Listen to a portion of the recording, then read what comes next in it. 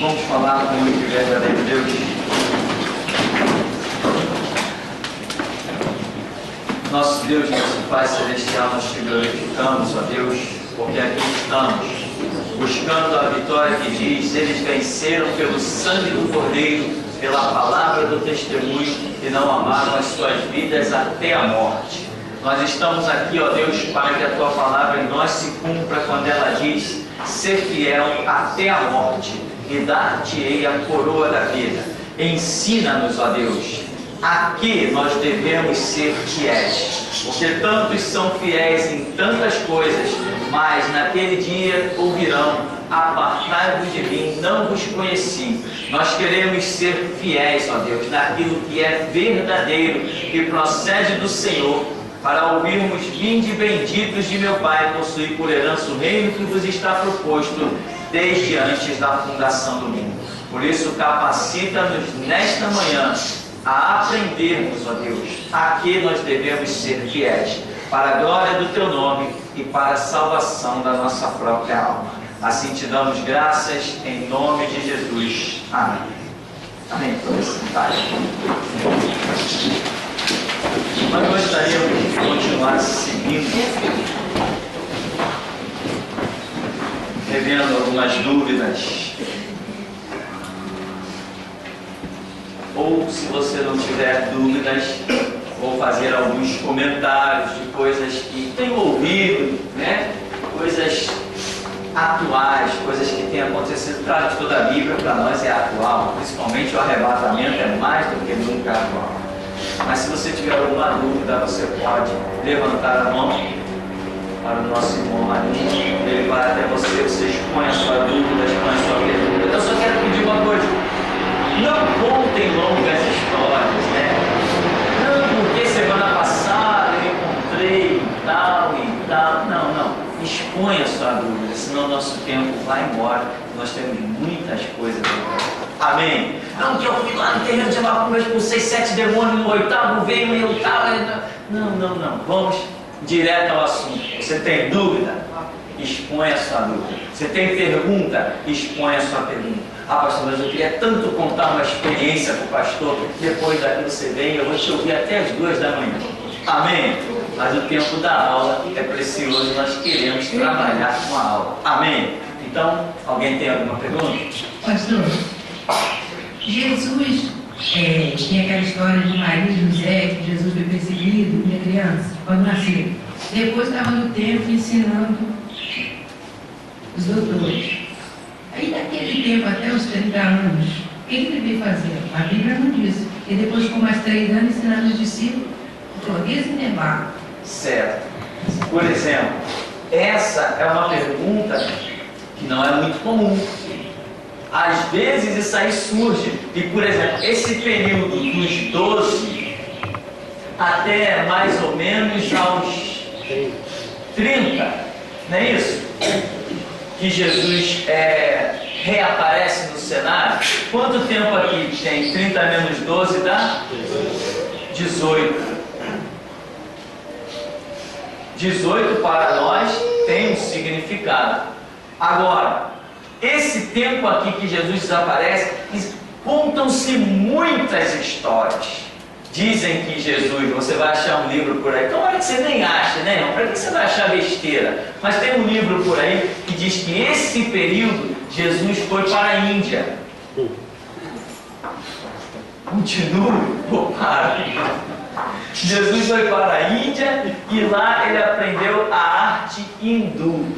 Por isso Jesus aprendeu lá na Índia a curar enfermo, quem sabe até encantar serpente e aquela baboseira toda. Então, é uma especulação que fazem sobre os 18 anos em que Jesus desaparece.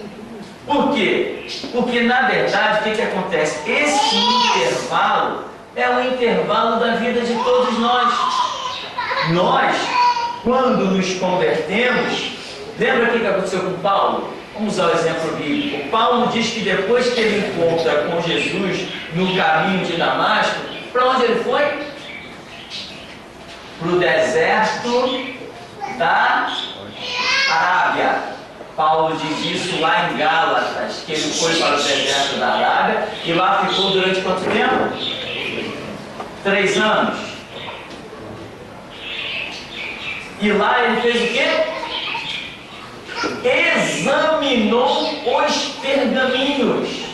Ele estudou. É isso que Paulo fala da vida dele. Depois desse período de estudo, ele se converte, vai estudar, depois ele volta, como se diz na gíria do morro, arrebentando. Sabendo do que está falando e dizendo: o viver é Cristo, morrer é lucro. Porque ele examinou, ele estudou, ele sumiu do cenário, ao contrário de alguns cristãos, irmãos nossos, patetas. Que eu me converti, agora eu vou arrebentar, vou pregar Jesus Cristo. Vai pregar o quê, meu amigo? Você não aprendeu nada, senta no banco, aquieta-te. O camarada acha que pisou na igreja, eu vou sair quebrando demônio pelo chifre. Não vai a lugar nenhum.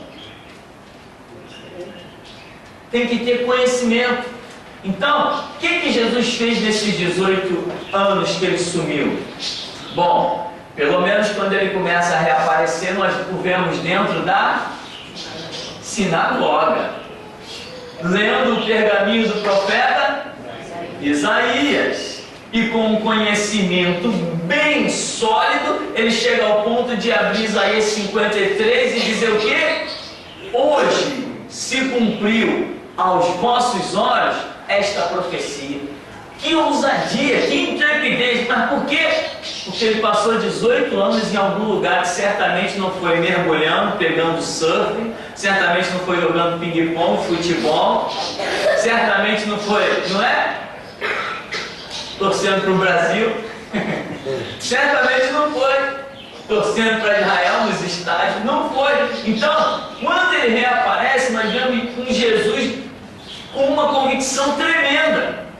Quando ele está com os 12 anos diante dos doutores, ele não diz: eu sou o cumprimento da profecia. Mas quando ele aparece com mais ou menos 30, ele diz: eu sou o cumprimento da profecia. Bom, eu entendo o que alguns não toleram ouvir, que Jesus Cristo teve que aprender, crescer e entender que ele era o Messias unigênito do Pai.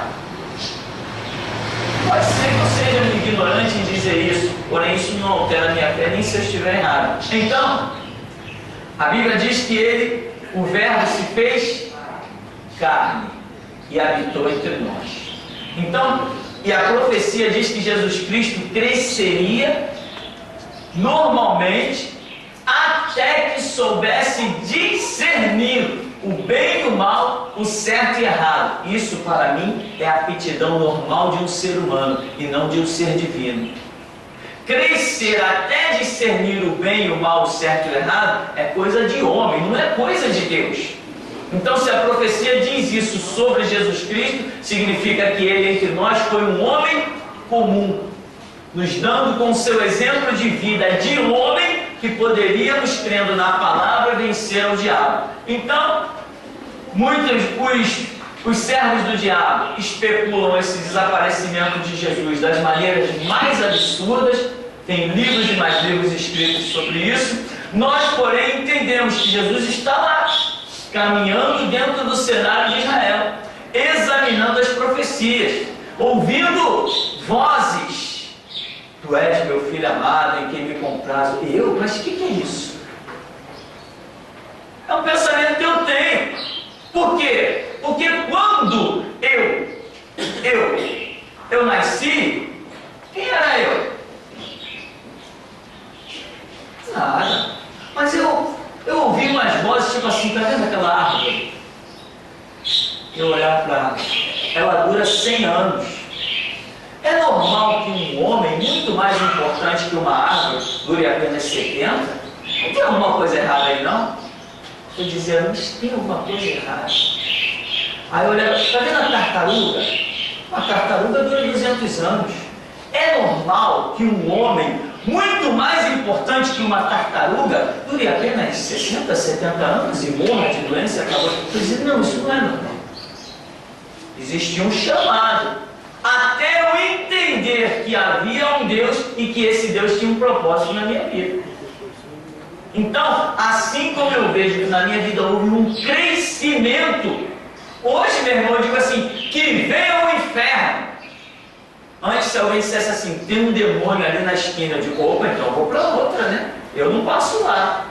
Tudo na nossa vida, nesse mundo, está sujeito a crescimento, desenvolvimento, compreensão. Tanto que a Escritura diz, examinai as Escrituras. Você tem que examinar. Examinar é um estudo minucioso, detalhado, para que você compreenda. A Bíblia também diz, bem-aventurado que medita. Meditar não é você dizer assim, lê isso, lê isso, lê isso, lê isso. Não, quando você vai meditar, aquela página que você leria em 5 minutos, você passa 5 dias em cima dela. Isto é meditar. Meditar em palavra por palavra, o sentido, o pré, o pós, o durante. Então, os 18 anos que Jesus sumiu, para mim, eu entendo que ele simplesmente está ali vivendo como um homem normal dentro do cenário de Israel.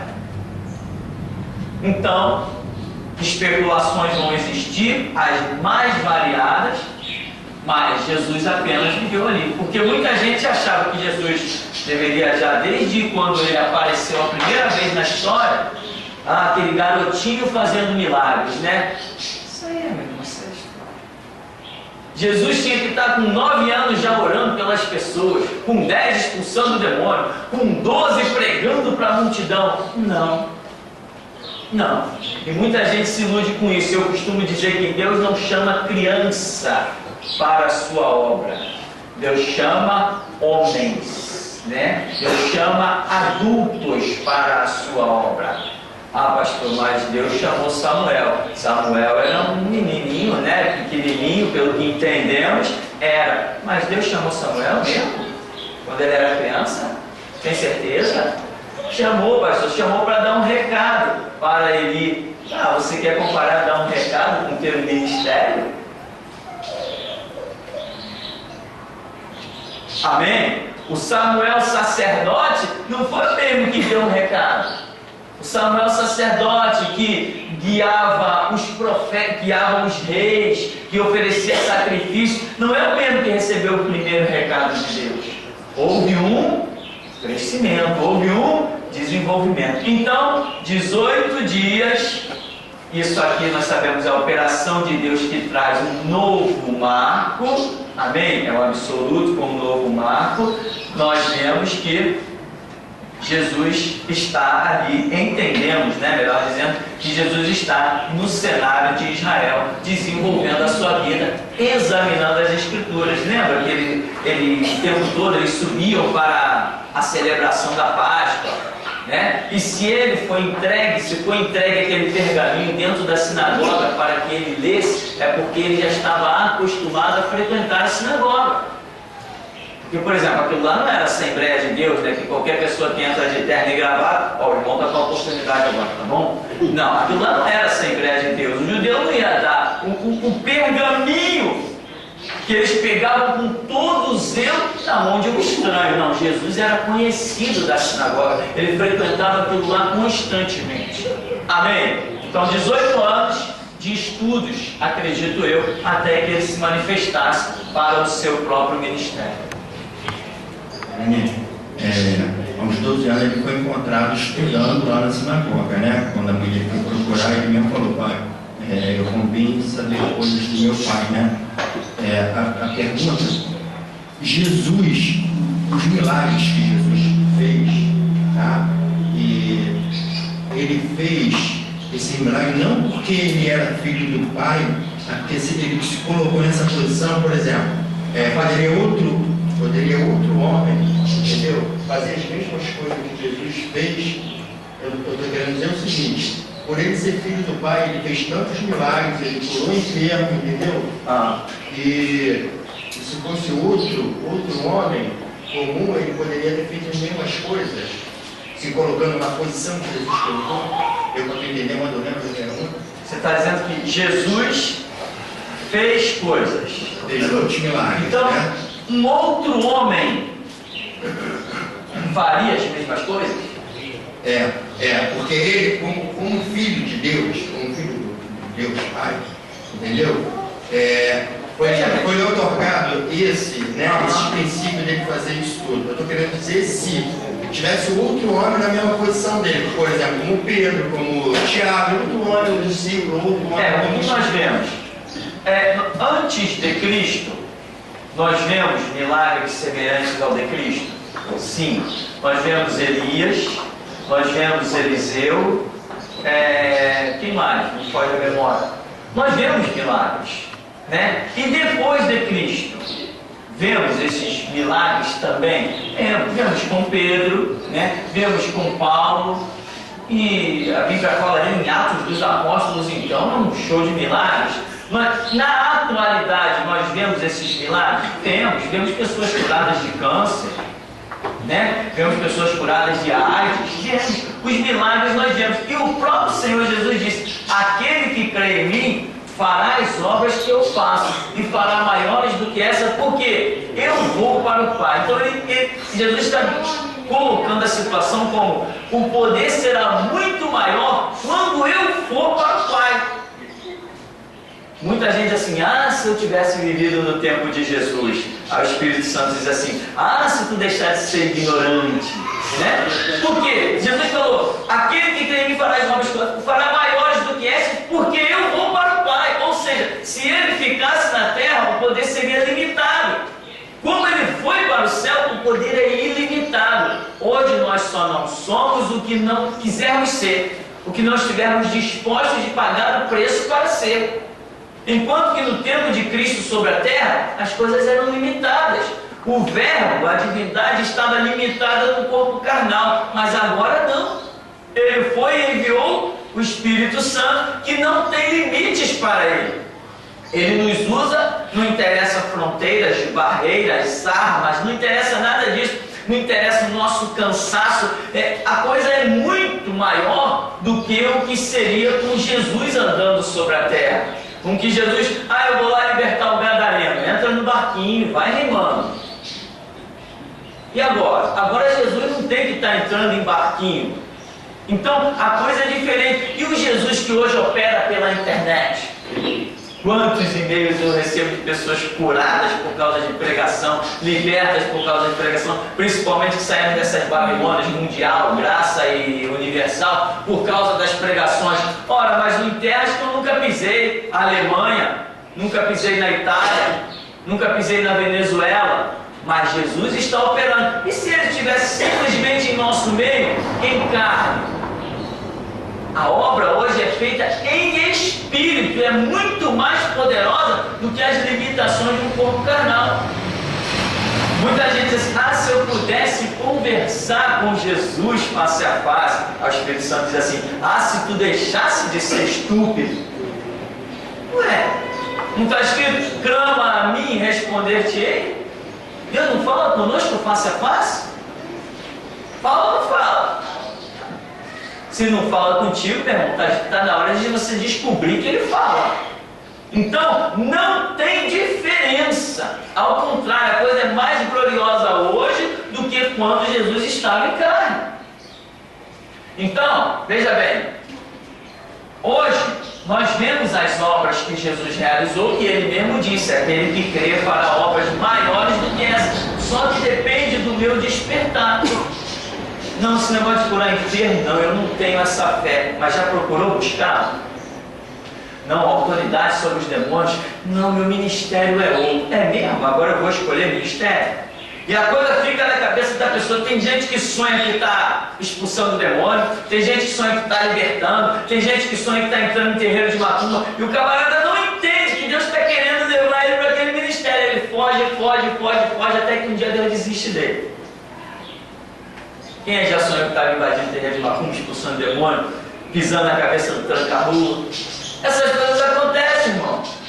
Né? Aí às vezes, por exemplo, tem pessoas que já me participaram de sonhos aqui nesse ministério, Ah, pastor, eu sonhei que eu ia expulsar um demônio, mas quando eu chegava perto, eu não tinha autoridade. Deus está te dizendo que você precisa de autoridade.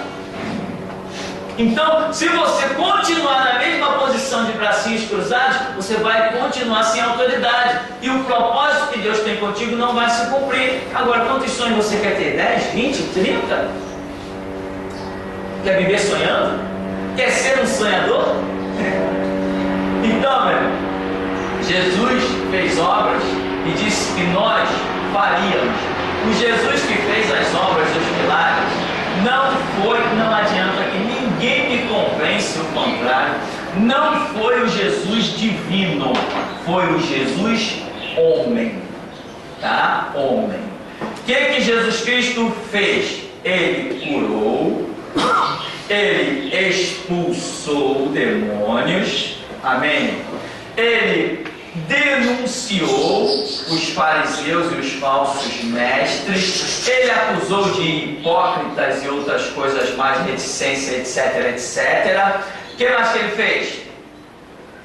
Ele não se curvou. Ele falou, quem de vós me convence do pecado? Ele não se curvou a nenhuma doutrina que não fosse a dele próprio. E, enfim, tudo que Jesus Cristo fez, eu tenho visto acontecer na minha vida. Enfermos têm sido curados, demônios têm sido expulsos, denúncias têm sido feitas, e eu não me curvo a ninguém. Que diferença tem de mim para Jesus? Na terra? Nenhuma.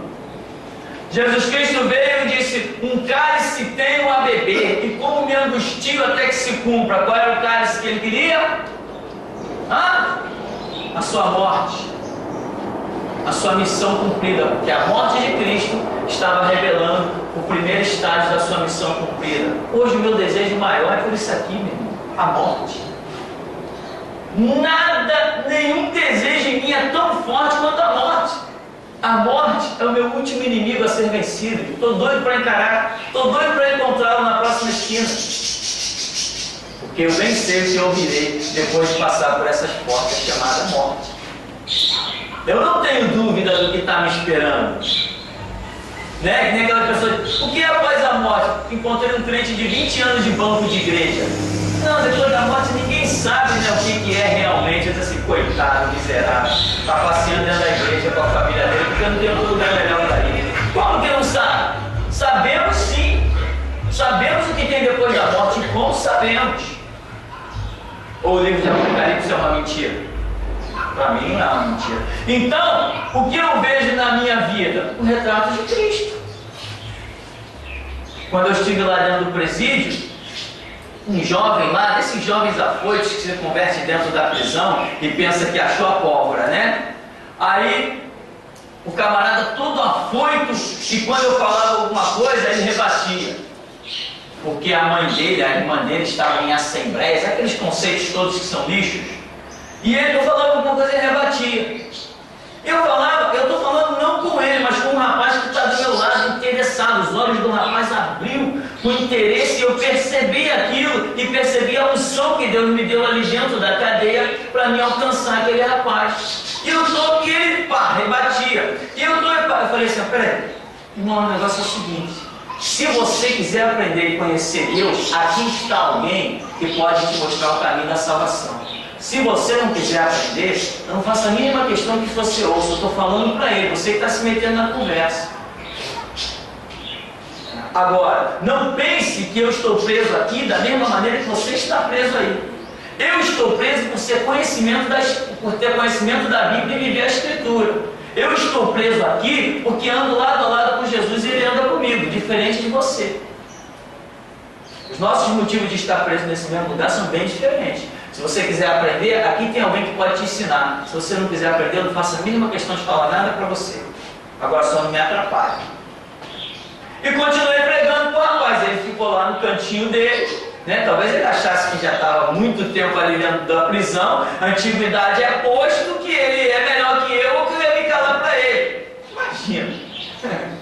Imagina, né? Então, meu irmão, você tem que ter convicção. Então, Jesus Cristo tinha essa convicção de toda a sua vida? Tinha. E nós temos plena convicção. Para isso temos estudado a Bíblia. Chegou uma hora da minha vida que eu fiz a seguinte oração: Deus, eu tenho estudado a Tua Palavra, eu tenho crido no Evangelho, eu pretendo apostar a minha vida nele, mostra a diferença do meu viver para o viver de outros. E as coisas começaram a acontecer. Então, meu irmão, este é mais um detalhe. O que Jesus fez, nós, se somos igreja, se estamos na vontade de Deus, temos a obrigação de fazer. Claro que tudo é uma direção de Deus, mas essa direção manifestará todos os sinais. Todos os sinais vão ser manifestos. Aonde? Na igreja. Na igreja. Então, essa é a realidade. Então, o que Jesus fez, homens que serviram a Deus antes de Jesus fizeram, outros que serviram a Deus depois de Jesus fizeram, e hoje, dentro dos lugares verdadeiros, os milagres, os sinais, os prodígios continuam aparecendo. Só que muita gente, preferiu dizer assim: não, curar enfermo é muito bonito, expulsar demônio é muito bonito, mas denunciar, não. Esse negócio de denunciar dá muito encrenca, dá muito problema, etc, etc, etc. Então as pessoas começaram a escolher o que iam fazer na casa de Deus. Quando você escolhe o que vai fazer na casa de Deus, a casa de Deus deixa de ser casa de Deus, porque casa de Deus é só aquele lugar onde Jesus escolhe o que Ele vai fazer. Amém?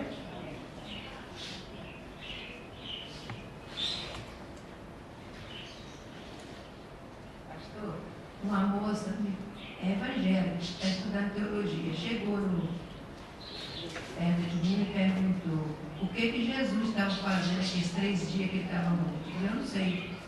Aí ela virou e disse assim: ele foi ao inferno resgatar aquele povo de Sodoma e Gomorra que tinha morrido sem conhecer a palavra de Deus.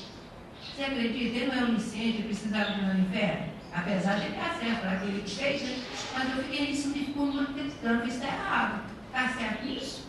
Está errado, completamente errado. O que acontece? São as teologias, Eu estudo teologia, eu digo assim, tá, qual delas? Qual delas você estuda? A teologia hindu, a teologia espírita, a teologia católica? Todo mundo estuda teologia. Os padres são formados em teologia. Para quê? Para ser adúlteros e pedófilos e homossexuais. É para isso que eles estudam teologia. Tanta gente estuda teologia. Eu já entrei uma vez em terreiro de Macumba, um centro espírita kardecista, estava vendo uma preleção e a mulher começou a falar da teologia kardecista. E hoje tem um monte de crente estudando uma teologia, eu sei lá de onde eles trouxeram. Mas a teologia bíblica é bem diferente. A teologia bíblica, ela não me permite dizer o que a Bíblia não diz. A teologia bíblica me ensina a fazer diferença dos ensinos de Jesus Cristo para os ensinos dos apóstolos. Isto é teologia. Agora, tem gente pegando os escritos de Paulo, Pedro, Tiago, João e 6, lá quem mais, e dizendo assim: está na Bíblia. Mas e daí que está na Bíblia? Também está na Bíblia o diabo falando. E o diabo falando na Bíblia é ensino teológico? Vamos examinar para saber por que Deus registrou aquilo ali na Bíblia. Tem alguma lição para nós. Agora, a teologia verdadeira é muito rara. E eu digo, não existe seminários hoje no Rio de Janeiro e no Brasil que ensinem a teologia verdadeira. Eles estão todos corrompidos e são falsos. Tudo visa apenas um ensino com uma grade tumultuada. Estica-se o curso, um cursozinho básico que demora aí 1 ano e meio, está se fazendo em 3 anos, e toma-lhe mensalidade, toma-lhe inscrição e aumenta a mensalidade a ponto de um curso básico das Assembleias de Deus está custando R$300.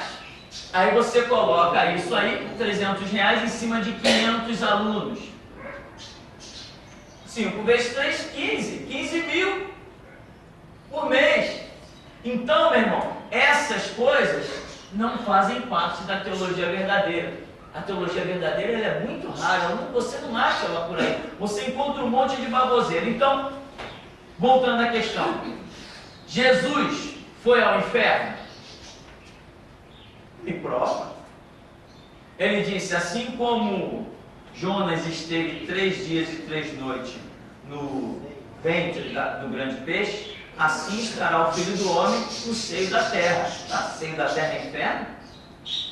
Ué, o inferno é um espaço físico ou é um espaço espiritual? Se o inferno fosse um lugar físico,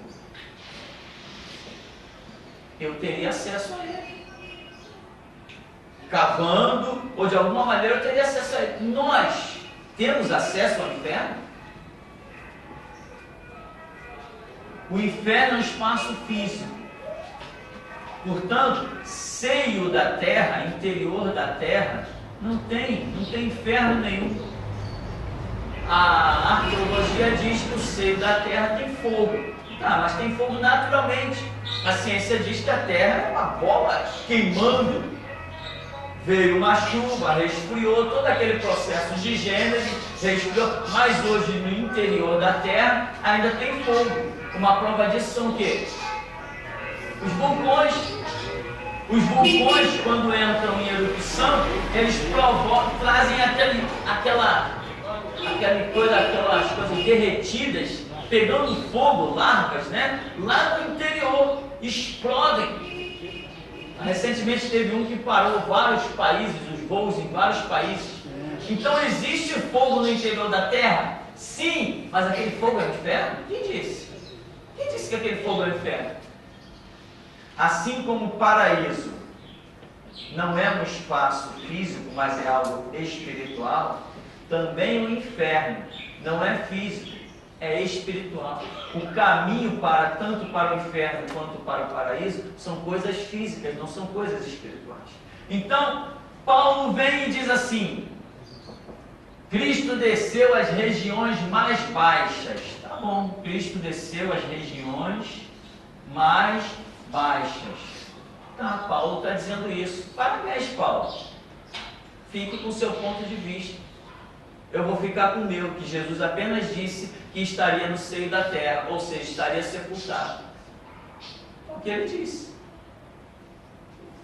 Então, chegar a dizer assim, Jesus foi lá, né? Como o apóstolo Paulo escreve, Jesus foi pregar aos espíritos em cadeia. É mesmo? Jesus foi pregar aos espíritos em cadeias? É mesmo, Pedro? Tem certeza disso? Que Jesus foi pregar aos espíritos em cadeia? Quem são esses espíritos, então? Aí, porque Pedro escreve algo mostrando o tempo de Noé, né? Para simbolizar as águas do dilúvio e o batismo que nos traria o arrependimento, muita gente diz assim, ele foi pregar naqueles que morreram no tempo de Noé. Ah, e Jesus ensinou isso? Mas Pedro está dizendo que Jesus Cristo, depois de morto, foi pregar aos espíritos em cadeia. Então quer dizer que mesmo alguém depois de já estar morto, ainda tem mais uma chance. É essa a interpretação que eu tenho? Se é essa a interpretação, então a minha interpretação está falsa. Porque Jesus Cristo ensinou que a oportunidade, o Evangelho nos ensina que as oportunidades são enquanto estamos ainda sobre a terra. Alguém depois de morto ainda tem chance de se arrepender? Aí fica fácil. Estou no inferno, aparece alguém pregando, eu quero, nem cabe a pregação, eu me converto. Qualquer lugar vai dar para o inferno.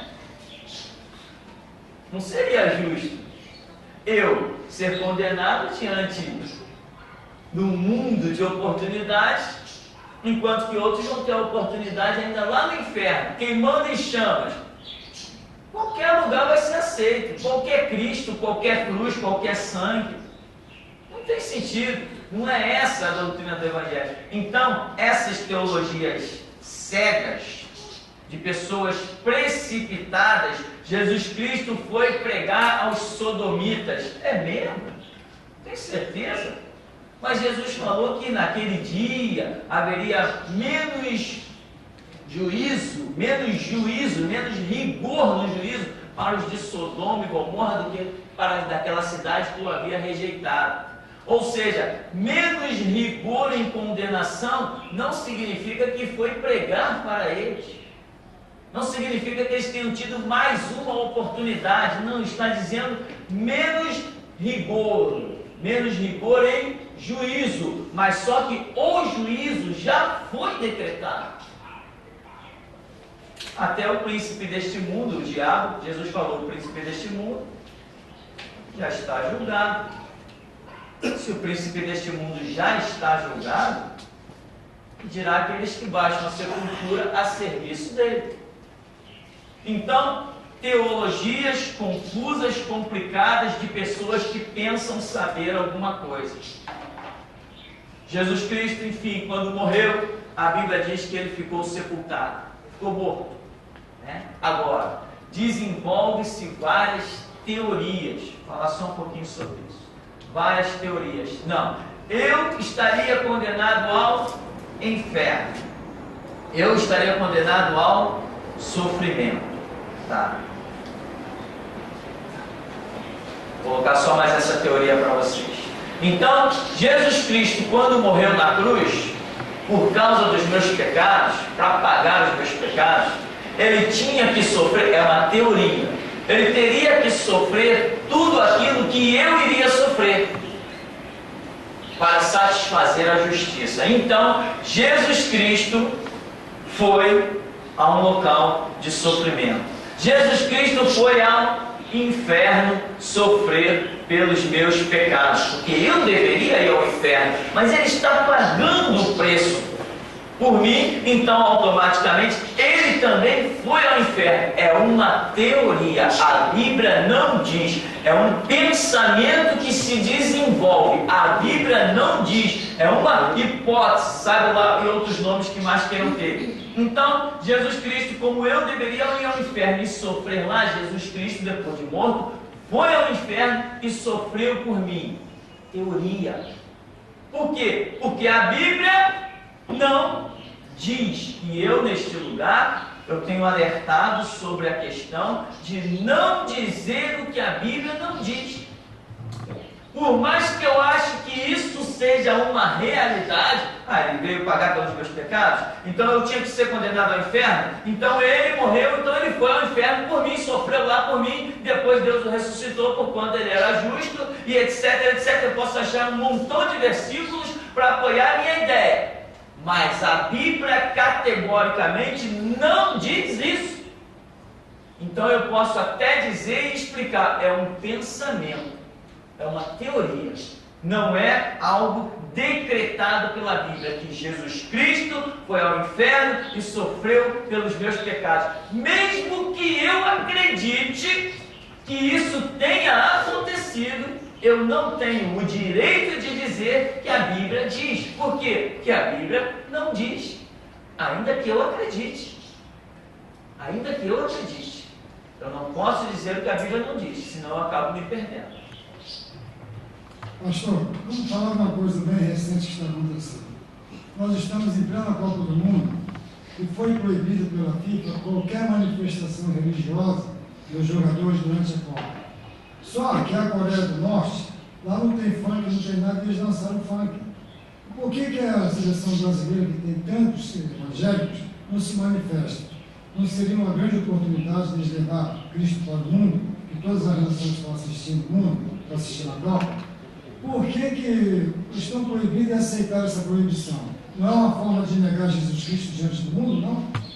Por exemplo, eu vou usar o senhor, me desculpa, eu vou usar o senhor como parâmetro. O senhor foi encarcerado, mas não negou o Senhor, não negou a palavra de Deus, não negou Jesus. Por que eles aceitaram isso? O senhor acha que está correto isso? Eu acho que é uma negação a Jesus durante o mundo. Eu creio que realmente o que está acontecendo? Esses jogadores aí que ganham milhões, que dizem que são evangélicos, essa baboseira toda, artista dizendo que é evangélico, palhaço, né, dizendo que é evangélico, é tudo que é gente de mídia querendo fazer uma cartilha de vida em cima do nome de Jesus Cristo. É isso que eu estou vendo. Então, jogadores como Kaká, quem? Lúcio, e haja nome, né? Somos evangélicos que não sabem recitar João 3,16. Eu não sei que tipo de evangélico é esse. Evangélico que entra na igreja e porque tem um nome na mídia, um pastor mercenário, desgraçado, amaldiçoado, quer segurar aquele cara ali que tem dízimo gordo e acaba dando o púlpito para ele. Tem um jogador aí que foi transformado em pastor e a mulher dele em pastora. O Kaká, esse mesmo. Imagina, se esse cara é pastor, então só me resta o inferno. Renascer, aquele palco lá de hipocrisia. Na igreja Renascer, eles montaram um ringue de vale tudo para atrair os jovens.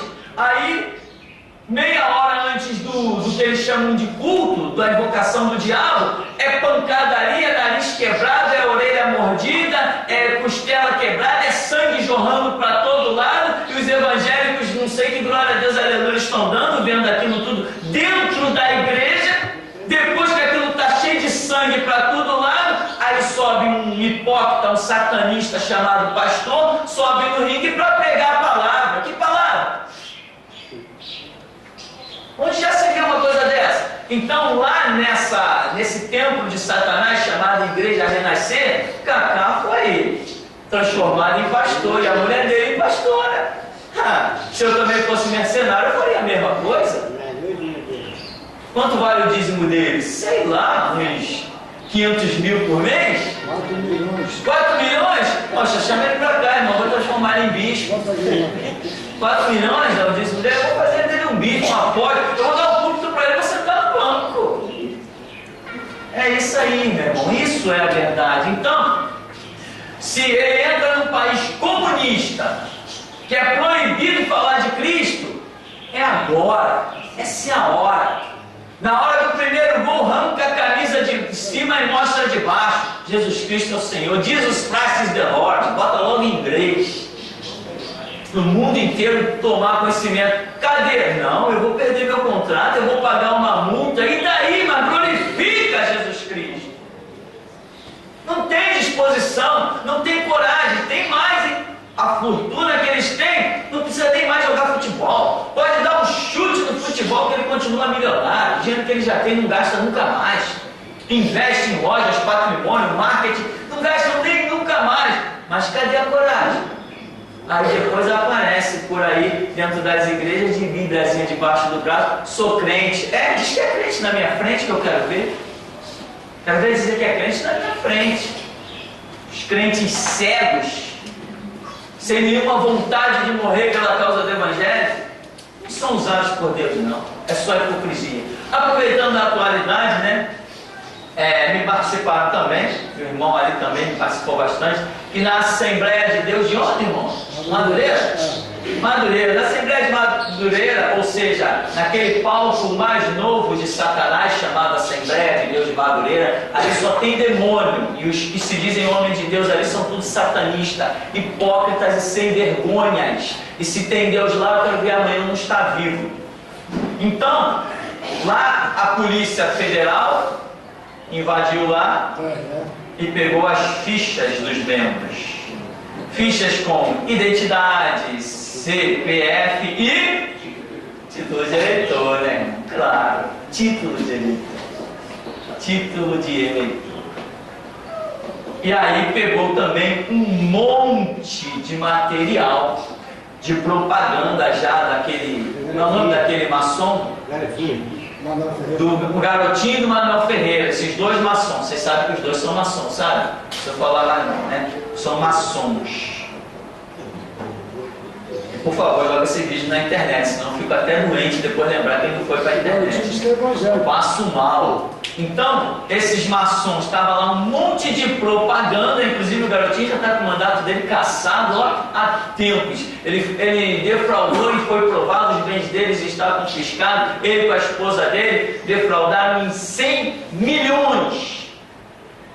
Roubaram 100 milhões dos cofres públicos. Eu só não sei aonde que eles conseguiram esconder tanto dinheiro.